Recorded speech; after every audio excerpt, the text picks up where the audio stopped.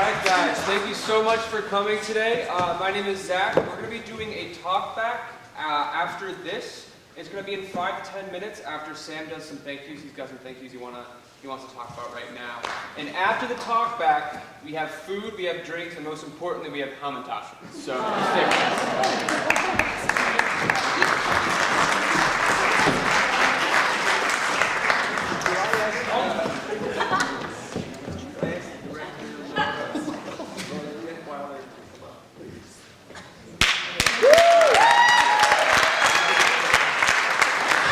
This play was on pieces of paper, and Laura Detweiler was able to find what I think T.S. Eliot expressed best, the objective correlative, in this case theatrically, so that her talented actors could act and sing as you saw today.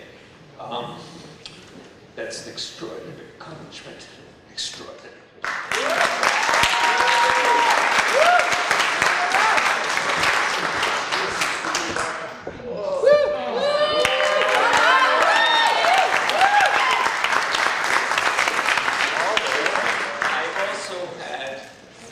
Quite an unusual music director.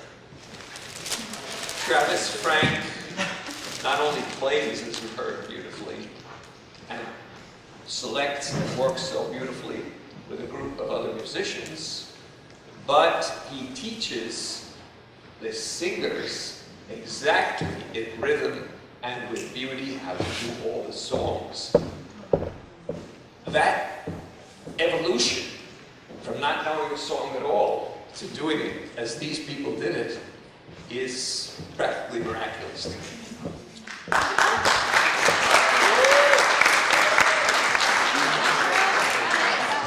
A third person who is deserving of the most special mention here with Laura and with Travis is Zach Dwyer.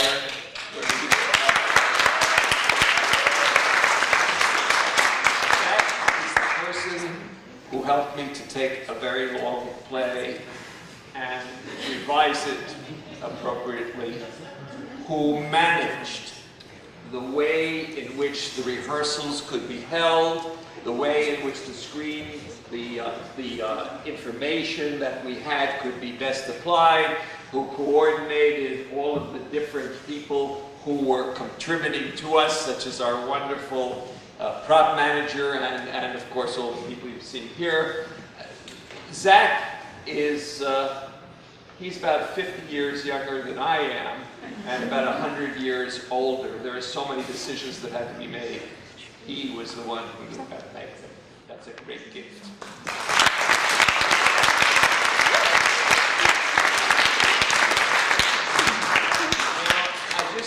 I want to say something for a moment or two that is extremely personal.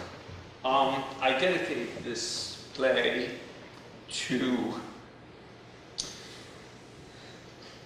my mother and my father, who gave to me and to my sister Edie great love of Judaism, and through my father's music and appreciation of the magnificent music that the Jews produced and sang and danced throughout their history.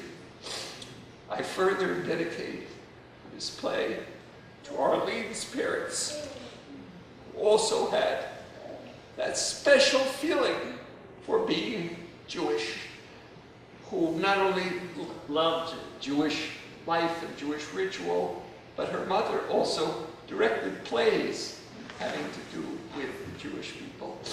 And they stand behind. They gave us something that we could draw upon, Edie and I, when we did our creative work.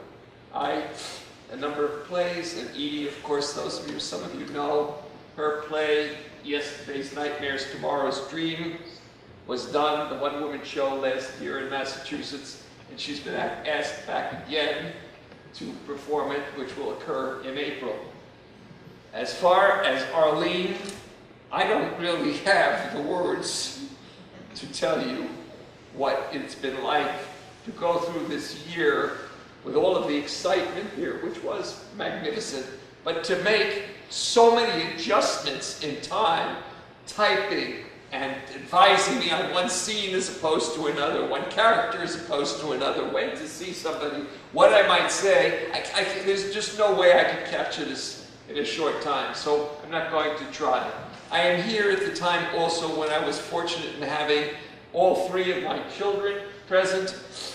I have Karen here, my oldest child, with her extraordinary imagination and deep decency, with Dan, his extraordinary political awareness, and he is the real musician of our family, and Josh with his extraordinary dignity. My oldest grandson Kyle and his lovely girlfriend are here, and all of these people create a certain atmosphere out of which I was able to feel comfortable working. Dan and Vanessa and Princess, our little beautiful girl, that Kayla is here, and she, of course, is the new light of our lives. We have three beautiful grandsons, but she is our first granddaughter, and it's something we're all enjoying so very much. Now a final word. So much, as you know from the program, if you've seen it, I feel there's a collaboration. I'm not going to be able to mention all of the people who are here or who helped me in general, but let me just say there are so many people here to whom I owe so much. Rabbi Faust is here. Rabbi Perkins was here. He had to leave a little early because of responsibility. They spent time answering my questions, giving me suggestions, making it possible for me to understand better than I could, I'm no expert, on the Book of Esther. Then, of course, I have my friend Irv Kempner and his wife, who in the earlier play, the one who was the play that was off Broadway in 2014, gave me the encouragement. He was the one who first said that this could go into New York, and it did. And I can't thank Irv and his family enough. Then I just want to say that Marilyn, here at Marilyn Stern, here at Hebrew College, made everything smooth for us, everything beautiful for us. Couldn't have been better. And the administration of Hebrew College I'm indebted to. And then finally, and I'm sure I'm leaving out a lot of people I shouldn't, my dear friend Matt Fingelman, for 60 years, my friend, who drove me around to find a place for us to rehearse when we needed it, and if we didn't find it, we didn't have a play. So thank you all for coming, and I will soon talk about other things.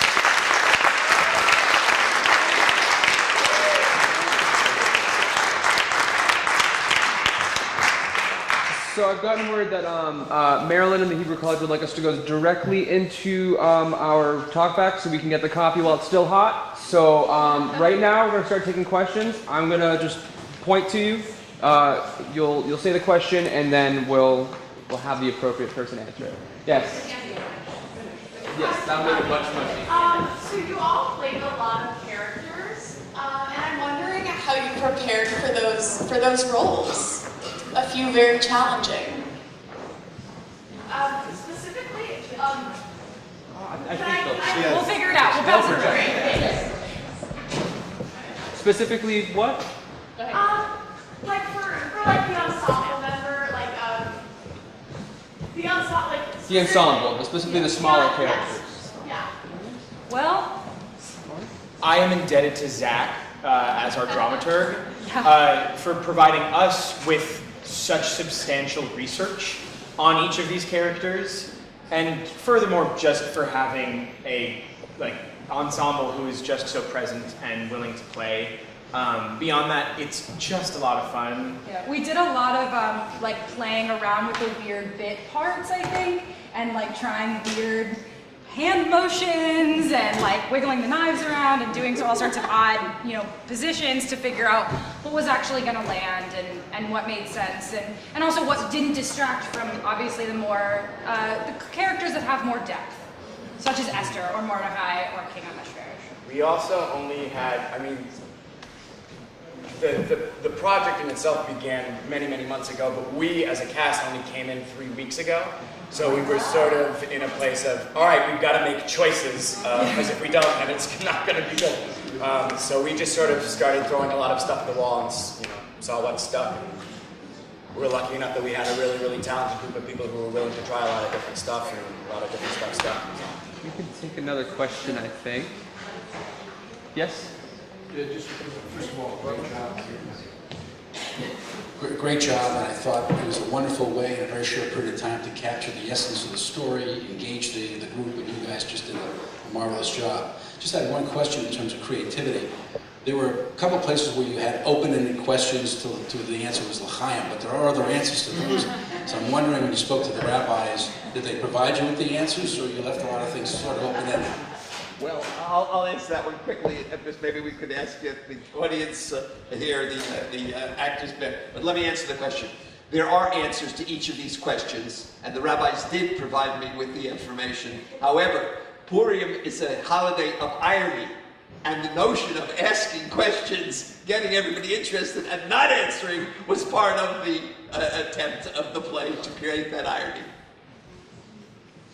Yes. I have a question to the creator, the brilliant creator of this production, for it was clearly an ensemble, truly ensemble, and thank you to the incredible director who brought this ensemble together. So my question to the creator is, there were moments of a sense of contemporization of the story where the characters were jumping out of the ancient time and were making a commentary, reflecting on the modern story as we celebrate it. Can you talk about those moments, what you were hoping to achieve when the characters were looking at the story from a distance in the more contemporary setting? And what were you trying to tell us about the spirit of the Purim that we should be observing? That's a superb question. One, if I had time, would take a little long time, but in brief, it's this. My sense of things is that the great stories of humanity, not only, I'm speaking like my job, my old job, I just retired as a literature professor, but they basically not only ask questions that are applicable to one time, but they sort of transcend time. And in this case, with the motif of the Jews, again and again facing tyranny and escaping and flowering even more fully, I felt I was able to move us to think about the contemporary situation of the Jews as well. In fact, and this was a discussion between me and Arlene, I wanted to bring the Russian and German situation in more directly, and then after thinking about it, there was a line over which I felt I shouldn't cross, and I hope that I did exactly what you said. Told the story of the ancient times, suggested certain things that have a modern component, and yet left us this awareness of much more. What do you intend by the additional day? Contemporaneously speaking. Oh.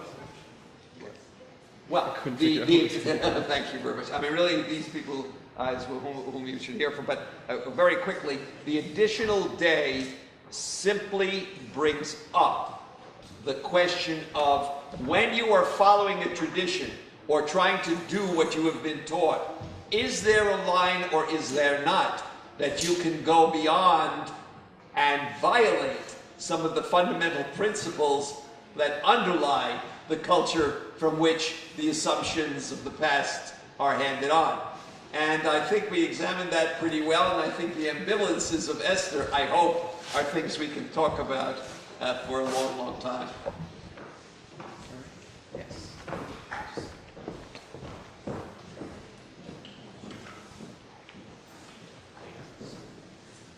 So the end was obviously a place where the tensions were explicitly laid out, and we heard in two different voices and saw enacted on the stage that tension very explicitly.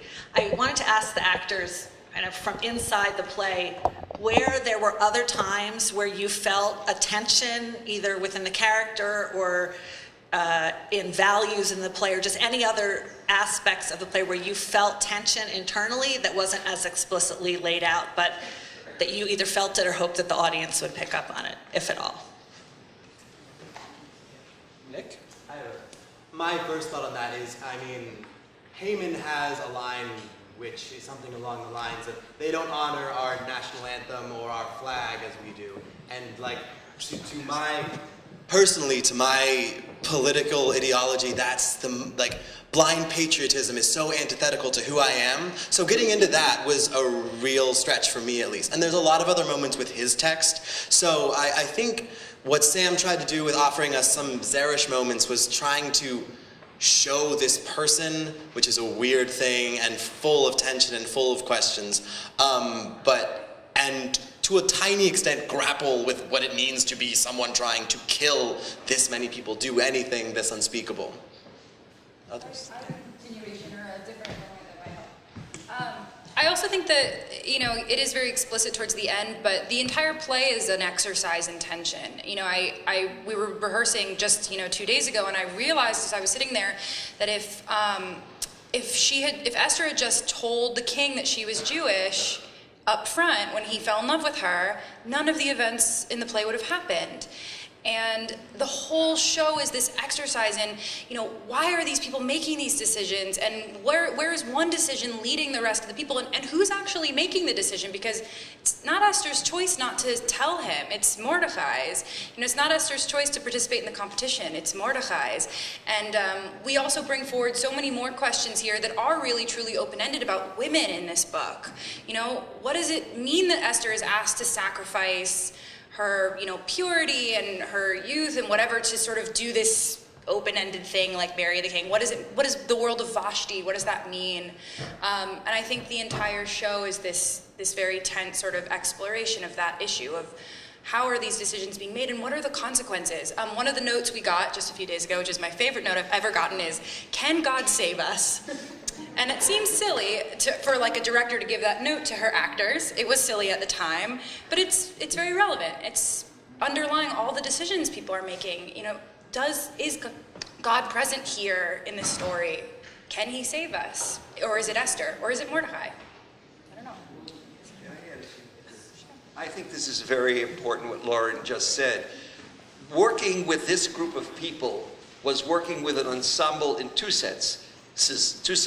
They were an artistic ensemble, no question and clear to you, but they are also an interpersonal ensemble. These are very sweet, nice people, and that was a wonderful part of working for me. Secondly, I did leave out a couple of people that I should mention as well. My brother-in-law helped me very much, Edie's husband. Neil sent me information, which was extremely valuable in corresponding with people. And of course, Karen's companion, Mark, with the sweetness all the time and his joking with me and asking me every day, how's the rehearsal going, kept me on. And of course, I hope that Layla one day will act in some of these plays that I write or others write. She's such a beautiful child. And Dan and Vanessa have brought us somebody that just is at the core of my experience at this time. And to all of you, I thank you so much for being such a responsive audience. I'll remember not only the play, but I'll remember you people in responding to it. Thank you so much. We have time for one more question. So one more if we have it. If not, we also have competition. Yes. For the director, Laura, if you were handed this script, and then you take a look at it and think, oh my God, what am I going to do with this? Is there some kind of moment where you're pondering this and then you kind of get some sort of flash of insight into this and what you're going to do with it? Yeah, all the time, every day. I looked at this script when it was 4.5 hours long in September, and it's 90 minutes now. So in the process of looking at what story are we telling, what is the through line, what are the events that are leading these characters to make the decisions that they're making and to find who they are as people, and stripping it down to the essence of what Purim is about and what these characters and what journey they're going on. I had ideas coming in, but the second I stepped into the rehearsal room with these lovely actors and the choices that they would make me look at scenes that I've been looking at for months in a brand new light. And it's really about being with the people that you're in the room with and looking at what story that you want to tell And this whole play for me is also about storytelling, about what it means to take on a story, what it means for these group of actors to tell the story of Esther, and getting to experience that joy in the room and try to share that with you guys. It's new every day, and that's what I love about creating and working on art. Yeah.